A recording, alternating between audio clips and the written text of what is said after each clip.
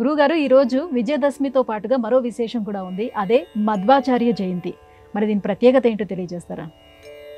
మధ్వధర్మాన్ని విశ్వవ్యాపితం చేసిన మధ్వగేహ భట్టు కుమారుడు 8వ ఏట సన్యాసం స్వీకరించి పూర్ణ ప్రజ్ఞ అన్న నామంతో మధ్వధర్మాన్ని పునర్దర్శనం చేసి పునరుజ్జీవితం చేసి శంకరుల వాదాన్ని కూడా ఖండించి జీవుడు ఈశ్వరుడు వేరే, ఇరువురు ఒక్కరు కారు అనే ద్వైత ధర్మాన్ని ప్రపంచమంతా వ్యాప్తం చేసినటువంటి మధ్వాచార్యులు జన్మించిన రోజు ఆశ్వయుజ శుద్ధ దశమి మధ్వాచార్య జయంతి.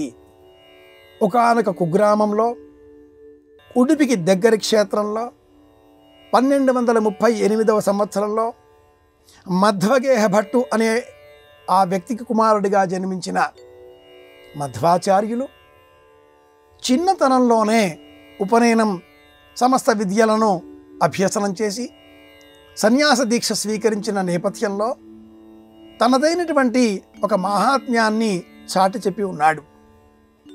తండ్రి మధ్వగేహ భట్టు ఒక వ్యాపారికి రుణగ్రస్తుడిగా ఉండే నేపథ్యంలో అప్పు తీర్చలేని పరిస్థితిలో ఉండగా ఆ వ్యాపారి ఈ రోజున అప్పు చెల్లించవలసిందే అంటూ మాట్లాడగా అక్కడే ఉన్న మధ్వాచార్యులు చిన్న చేతి సైగతో ఆ వ్యాపారిని వెలుపలికి రప్పించి అక్కడే పక్కన కుప్పగా పోసి ఉన్న కొన్ని చింతగింజలను ఇలా చేతబుచ్చుకొని ఆ వ్యాపారి చేతికి అందించాడు.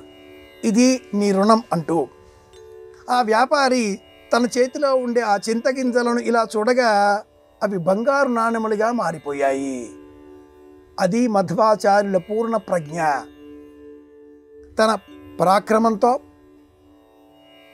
మధ్వ ప్రజ్ఞగా సమస్త ప్రపంచానికి మధ్వధర్మాన్ని ప్రబోధించే విధంగా అనంతరం తన జైత్రయాత్ర పూర్తి చేసిన ఈ మధ్వాచార్యుల ప్రజ్ఞ నేటికి అష్టమఠాల స్థాపన కారణంగా పరిపూర్ణమై నిలిచింది.